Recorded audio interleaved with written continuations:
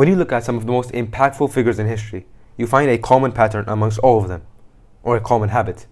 All of them used to spend time in isolation. Ibn Taymiyyah rahimahullah would seclude himself at night to be with his Lord. Imam al-Ghazali said to spend the time between Fajr and sunrise, either supplicating, glorifying, reciting, or reflecting. Marcus Aurelius would retreat to his home in the evening to read, write, and think. Darwin used to spend part of his day going on long walks. I'm not praising him, I'm just saying that because his theory is known throughout the entire world. So every single one of these figures, and so many more that I did not mention, used to spend some part of their day in isolation. But what makes isolation so powerful? More specifically, what makes intentional isolation so powerful? The answer is reflection. When you isolate yourself, you're able to reflect. You're able to think. And that's what makes it so powerful. Because there's something in your brain called the default mode network, DMN for short. And what it basically is that when you move away from any sort of focused work, any sort of deep work, anything that requires some form of focus from you, then this part of your brain, the DMN, it takes over. And when it does that, then you're able to get new ideas, you're able to think, you're able to subconsciously solve problems. For example, let's say that if you're studying math and you're doing a calculus question, but you do not understand the question whatsoever, you've tried to solve it, but it just isn't working as it mostly is, then you just quit. You stop, you're like, I'm just going to take a break, I'm not going to do this. You go work out, and then you go and take a shower. But whilst you're in the shower, you get a shower thought. You realize the answer. It clicks. That right there is an example of the DMN. And it's particularly active when you are doing any form of introspection, which is basically just reflecting and thinking via intentional isolation. So you need to practice intentional isolation every single day or every few days or every week. But why? I think an ayah of the Quran answers this perfectly. Ya ayyuha alladhina amanu ittaqullaha wa tanzur nafsum ma qaddamat lighad. O you who have believed, fear Allah and let every soul look to what it has put forth for tomorrow. And this itself stresses the importance of self-reflection, self-assessment, because you need to know, okay, what sins am I in right now? Where am I wasting time right now? Where do I want to get to in the future? Because if you don't know that, then you might be doing something that is going to negatively affect you in the hereafter. But some other examples are that you need to know, am I actually going towards my goal or not?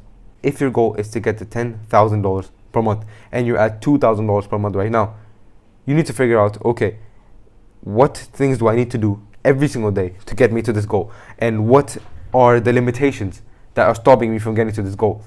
And every single week, every day, every few days, you need to reassess, you need to self-assess, okay, am I actually on the path or not? So if you're on this path to get to $10,000 a month, but then you find yourself scrolling on YouTube for 2 hours a day for the past 3 days, then you're getting off the path, right? And it's only through self-assessment that you'll realize, oh crap, I'm actually off the path. I need to get back on the path. So what can I do to actually counter this addiction? What can I do to fix this? And then the moment that you figure it out, you go on the path and you make more progress. That is the power of this. And another thing is that you can detect your weaknesses. You can figure out, okay, where do I fall short? What are the weaknesses inside of me that I need to correct? For example, you might say that a big weakness is I'm emotional. I'm not stoic, I'm emotional, and because of that I end up making decisions emotionally, which is not the best thing, let's be honest. Making an emotional decision is equal to making a wrong decision. You can't trust your emotions. So you ask yourself, okay, I need to think more logically, I need to be more logical. How do I be more logical? How do I be more clear in my head when making decisions? And you figure this out only through self-reflection. One of the most important reasons, I believe, is that intentional isolation helps you figure out, how can I conquer my addictions? How can I conquer my bad habits? How can I fix them? Because you ask yourself questions like, what triggered this? What environment caused this feeling to arise of wanting to indulge in this bad habit? What caused the urge to come? Why did I do the bad habit? You ask yourself these questions. And that is a major, major key point when it comes to quitting any sort of addiction. You need to know, you need to reflect. And I think this is one of the reasons why I quit video games and pretty much 85-90% of my YouTube addiction. Because I constantly reflected. I kid you not, there's probably 50 plus journal entries just on my phone about why did I watch YouTube again? Why did I scroll on YouTube again? Why did I play video games again? Why did I spend 3 hours after Isha playing video games? There's over 50 journal entries just like this. And there's probably 50 more in just journals like these. So I fully believe that reflection, through intentionally isolating myself, was a major, major key point when it came to quitting my video game addiction. Like, I haven't played in 5 months. I think, yeah, about 5 months. And the best part is, the PS5 is literally in my living room. It's literally in my, like, think about that. It's literally in my living room. So I can go and play right now if I want to. Literally, I kid you not, I can go and play right now if I want to. But I won't. Because I've conquered this addiction. And a major way that I was able to conquer it was through reflection.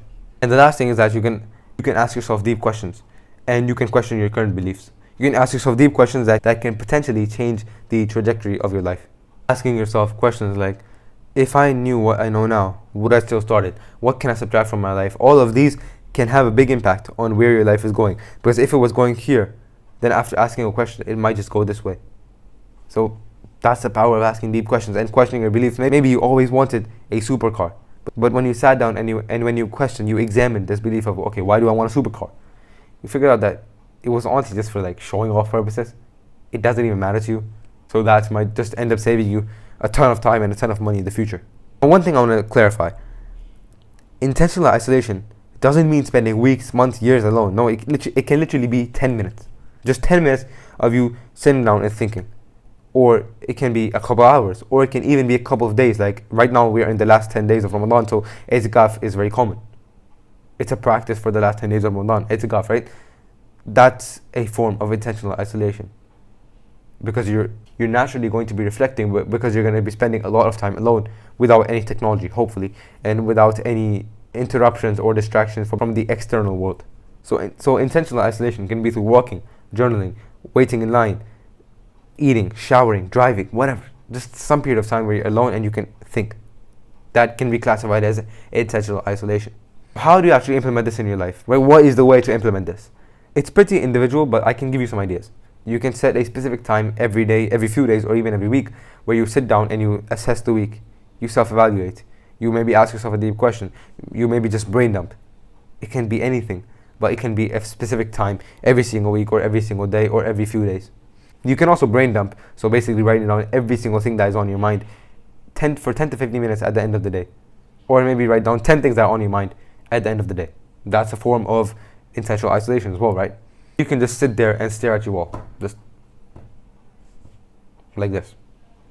It doesn't have to be so formal. If you don't want to make it structured, you can also make it unstructured, which is exactly how I do it. I do this based upon need. I don't do it based upon, oh yeah, it's Monday, so I need to do this. No, I like to go with the flow. So if I feel like I have a lot of thoughts going on in my brain, I might journal every single day. I might intentionally isolate to reflect and think every single day. But if I feel like I don't really need to do so, then it might go to every few days or every week. It really depends, honestly. If I'm having a lot of conversations, a lot of calls with my entrepreneurial friends, then I'm going to be journaling every single day because I have so many ideas in my brain. If I'm not hopping on calls that often, like in the spirit of Ramadan right now, then I'm most likely not going to need to reflect because I don't feel the need to do so.